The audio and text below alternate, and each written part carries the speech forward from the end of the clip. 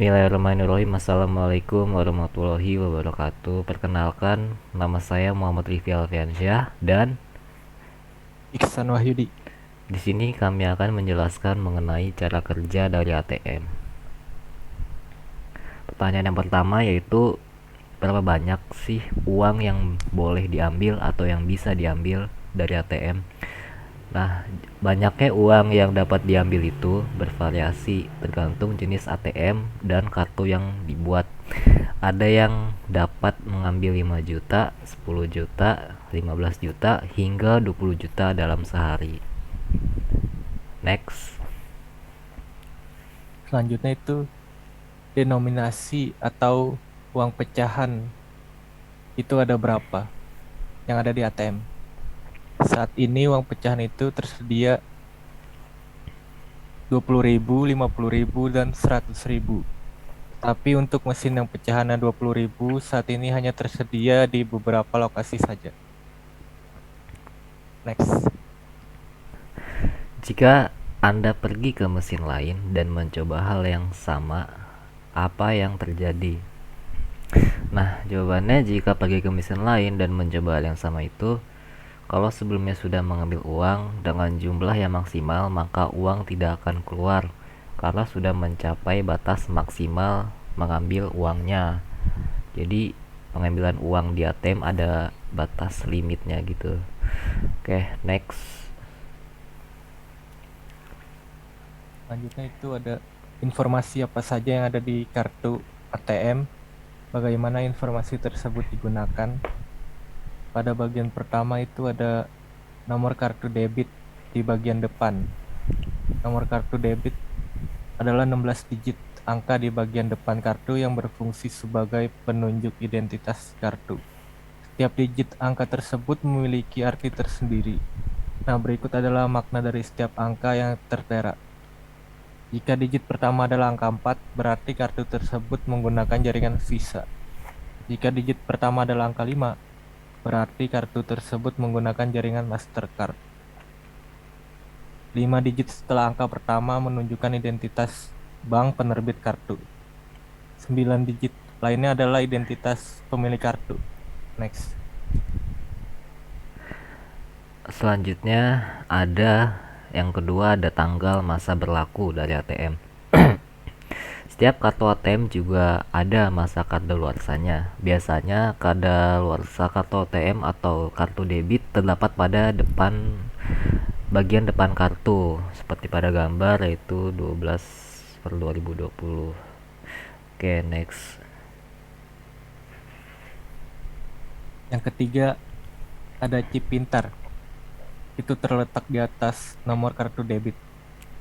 Selain nomor kartu debit, chip pintar juga sangat penting untuk menjaga keamanan transaksi. Di dalam chip ini berisi semua informasi mengenai akun rekening Anda. Chip ini juga berguna untuk menghindari kejahatan skimming. Modus skimming ini biasanya dilakukan pelaku kejahatan itu memanfaatkan kartu yang masih menggunakan teknologi magnetic strip. Next. Selanjutnya yang keempat ada magnetic strip. Penjelasannya yaitu magnetic strip merupakan bagian dari kartu ATM yang berupa pita hitam. Dalam pita hitam itu terdapat sejumlah informasi nasabah, yaitu nama, nomor kartu, kadaluarsa, dan lain sebagainya. Jika kartu debit kamu masih menggunakan magnetic stripe, sebaiknya segera pergi ke bank untuk mengganti kartu. Oke, next. Yang kelima ada watermark. Semua kartu debit atau kartu ATM pasti dilengkapi watermark logo penyedia jaringan kartu. Untuk melihat watermark ini, diperlukan bantuan sinar ultraviolet. Kartu yang menggunakan jaringan Visa biasanya terdapat watermark huruf V. Sementara kartu yang menggunakan jaringan Mastercard terdapat huruf M. Next. Selanjutnya yang keenam ada hologram di atas nomor kartu debit. Selain nomor kartu debit, hologram sangat penting untuk menjaga keamanan nasabah saat bertransaksi. Dengan adanya hologram, pedagang atau pihak toko dapat mengetahui kartu yang diterimanya untuk transaksi adalah asli atau palsu. Oke, next. 7 ada kode CVV. Itu terletak di bagian belakang kartu debit. Jika melihat di bagian belakang kartu, akan terdapat 3 digit angka yang disebut sebagai kode CVV atau CVC. Baik CVV atau CVC sebenarnya memiliki fungsi yang sama. Perbedaannya, CVV digunakan pada kartu yang menggunakan jaringan Visa, sementara CVC digunakan pada kartu yang menggunakan jaringan Mastercard. Fungsi kode CVV dan CVC ini adalah untuk mengonfirmasi transaksi yang dilakukan. Next. Selanjutnya ada fungsi kartu ATM. Fungsinya yaitu untuk cek saldo, tarik tunai rekening, store tunai rekening, cek mutasi, transfer, dan membayar tagihan. Next. Selanjutnya, apa yang terjadi jika memasukkan angka yang salah? Jika memasukkan angka yang salah, maka sistem akan mengulang pengguna untuk memasukkan angka kembali. Dan jika memasukkan PIN di ATM selama 3 kali itu salah, maka ATM akan terblokir. Mengapa ada pause di antara langkah dari sebuah transaksi? Apa yang terjadi jika Anda mencoba untuk mengetik di antara jeda waktu tersebut? Yang pertama yaitu terjadinya proses. Jika user membutuhkan waktu lebih lama dalam proses, maka mesin akan meminta waktu tambahan. Yang kedua, terjadinya error atau transaksi gagal.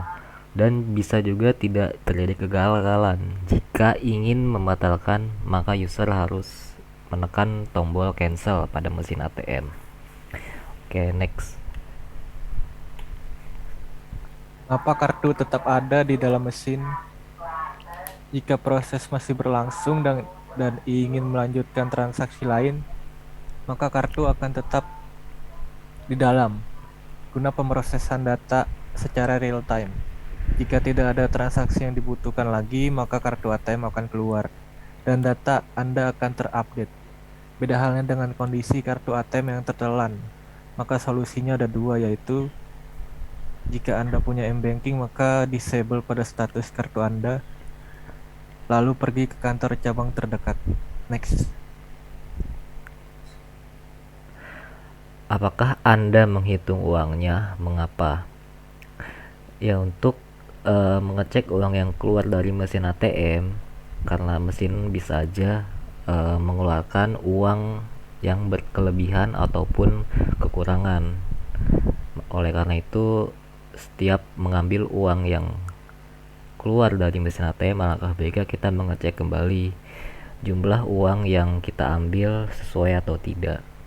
Nah, selanjutnya ini merupakan referensi dari materi presentasi yang sudah kita cari. Oke, mungkin segitu saja penjelasan dari cara kerja menggunakan kartu ATM. Nah, sekian dari presentasi kami, semoga bermanfaat. Wassalamualaikum warahmatullahi wabarakatuh.